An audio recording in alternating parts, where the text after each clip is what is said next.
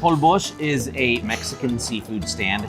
We're located in a food court called Mercado la Paloma. This is definitely the cheapest Michelin Star meal you can get in Los Angeles. You can get a $17 lunch special that is a ceviche mixto and 2 Baja fish tacos, or you could spend $100 on sea urchins and aguachiles. We'll serve anywhere from 600 to 1,300 people in a day.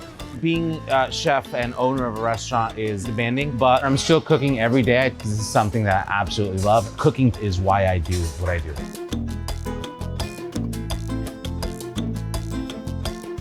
My name is Gilberto Cetina. I'm the chef and owner of Holbox. We're about to get started with our day, so come on.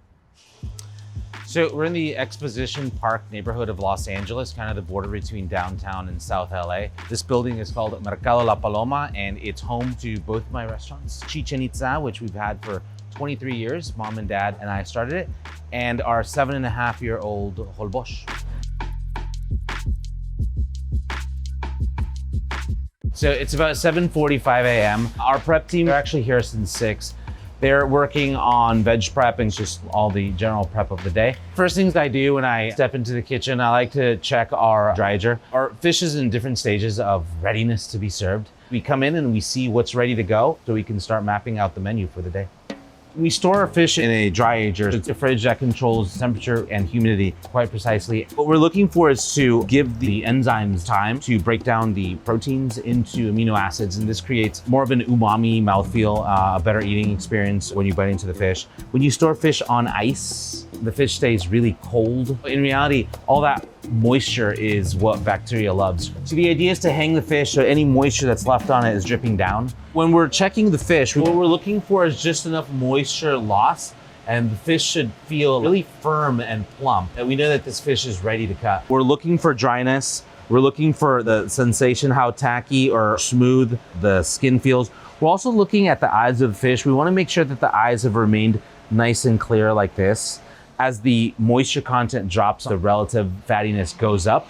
If we put this fish to the grill right now, that skin will just blister and get super, super crispy. We'll be cutting into this guy 11 days dry aged. So it's 8:15. Our cevicheros are here and they're gonna start pulling down fish right now, cutting fish for ceviche, for the hot kitchen, for grilling, and I'll join them.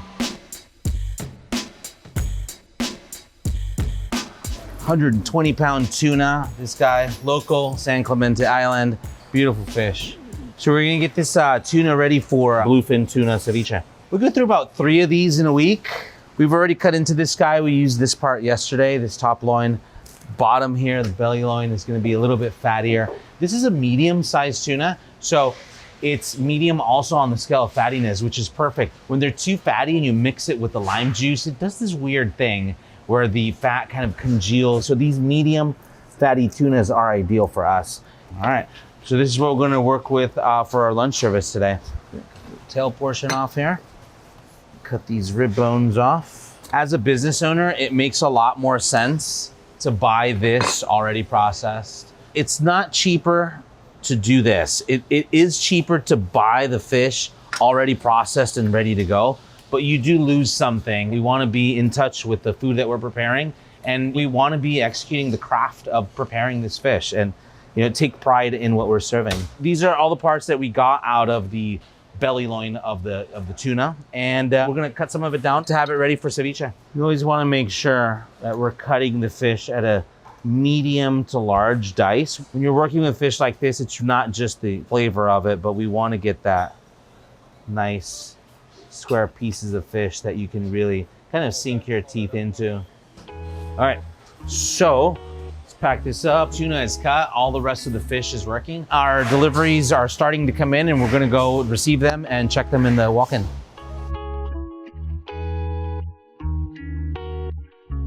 It's 9:30. Our first fish delivery of the day came in. Chef, owner of Holbox, I do help the team make sure that everything is A, top quality, B, what we actually ordered, because you'd be surprised a lot of times they'll do little switcheroos on us. These are our local abalones from Santa Barbara. We're looking for abalones attached to each other. That means that they are alive and very fresh. And then we're looking, when we run our finger down it, that it has a nice response and that it moves. So we want these abalones to be alive until the moment that we shuck them. Very happy with this. Healthy abalone, strong abalone, beautiful. Here we have our bluefin tuna that came in yesterday. Urchins in the house. This is one of 2 deliveries that we get every week of sea urchins from Sea Stephanie Fish. From Santa Barbara, some Maine lobster, beautiful Maine lobsters. And these are gonna go into our tank. With not just Mexican food, but ethnic food, this is like unwritten price cap. It should not be too expensive. And what we decided to do here at Holbox is to work with the absolute best ingredients that we can find, regardless of what the price is and despite the setting that we're in. A lot of fish coming in, a lot of prep to do. We should be servicing about 600 or 700 guests today, so there's a lot of work to do. Right now it's 10 a.m. We're here in the hot kitchen. We're getting all of our prep done, cutting some vegetables, getting our banana leaves ready for different things, setting up the line. I'm gonna set up the grill. So we're really ready for customers when they come in at 11:30. So this is a wood burning grill. We use a combination of mesquite and oak. We have it with a Santa Maria style setup with this big wheel here that we can raise and lower the grates. For us, it's really important because we're cooking something that's really delicate, specifically fish and lobster. So we want to be able to control the temperature. And because when you're cooking with fire, there are no knobs that you can manipulate. We control the temperature by raising and lowering the grill surface. The bed of coals is actually built on top of construction beams. We've built these doors onto them. So as the fire starts going, it starts heating up the steel, and this becomes like a little oven. But that's gonna take probably about 15, 20 minutes to really get going. In the meantime, we're gonna go ahead and jump on some other things.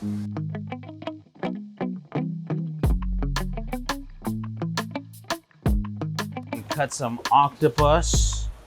So this is our Mayan octopus. This one is incredibly soft and tender.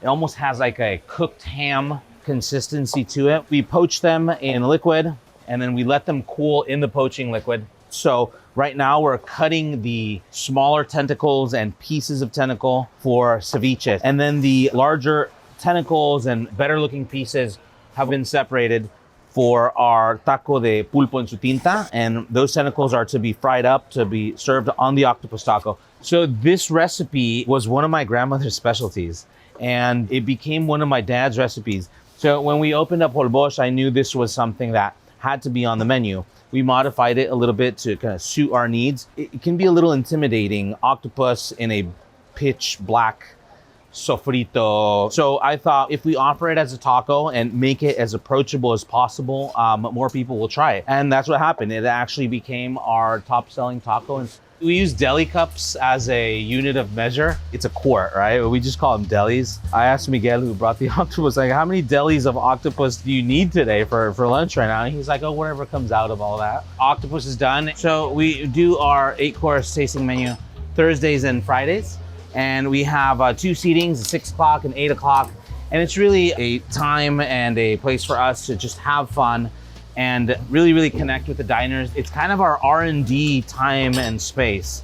A lot of new recipes on our regular menu start off as tasting menu experiments. So the abalone, it's like one big muscle. First thing is that we gotta shuck these. We're gonna separate the abalone abductor muscle from the shell, just with the spoon like that. And then we're gonna pull the abalone out to get all of the intestines and all the insides out in one movement. And then here's our abalone shell. It's gonna be an abalone tamale. This shell is gonna be filled up with our Yucatan style masa colada and then steamed together, the shell and the masa wrapped in banana leaves. So the abalones have a liver, this is it. And it's like this conically shaped organ here, it's green. And when you cook this up, it is extremely rich, filled with lipids and fat and umami. So we want to remove this without damaging it. We just pinch kind of the membrane that holds it together and we pull it off like this. So there we have one abalone liver. It's going to be the basis for an abalone liver mole that's going to be used to top this tamale. This frill here is going to be used for the stock in making abalone mole. So the next step after trimming it and cleaning it is tenderizing it. So right now the abalone is super tight because we just shucked it out of its shell and gave it a haircut. Give it a few taps, and then we're gonna put it off to the side to rest again. If we keep hitting this one and tenderizing it, it's so tight it will eventually break. So we have to do it kind of in stages. Do it a little bit at a time, and then let it relax, and then go again. And this is a marinade that we make with a vegetable sofrito and soy sauce, dry red chiles, olive oil, and lemon juice. All right, so we're gonna take this to the vacuum sealer. These are gonna be ready for assembling our tamales tomorrow. So it's 5 minutes to 11. We're getting ready to break for family meal. We're all gonna sit down and have a quick lunch before we open up at 11:30 for service.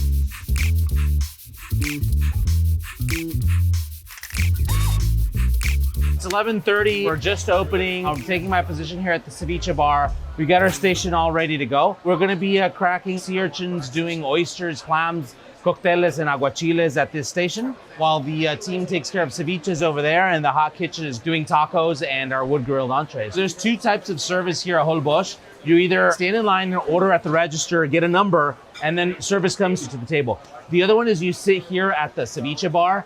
We'll take your order at the bar, and you can even order with the cevicheros.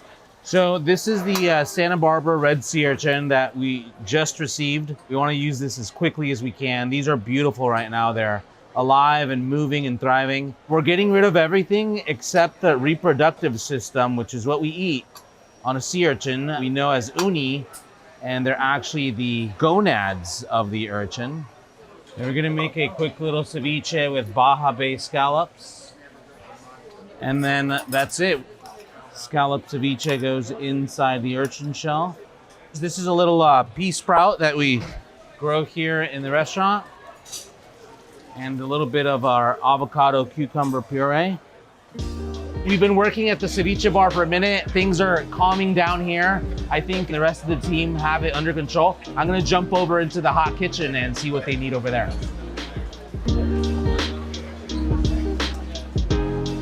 It's around 1 o'clock.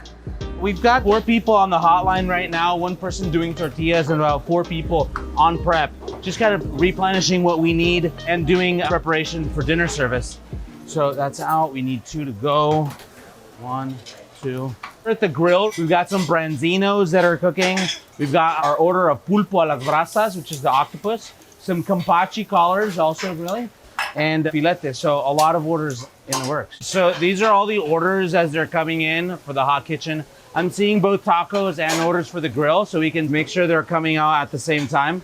We don't really need to talk a lot in the kitchen. Everybody's keeping an eye on what everybody else is doing, and we're synchronizing to make sure that the orders come out at the same time. The color of the tab on the screen is just an indication of how long the order's been in.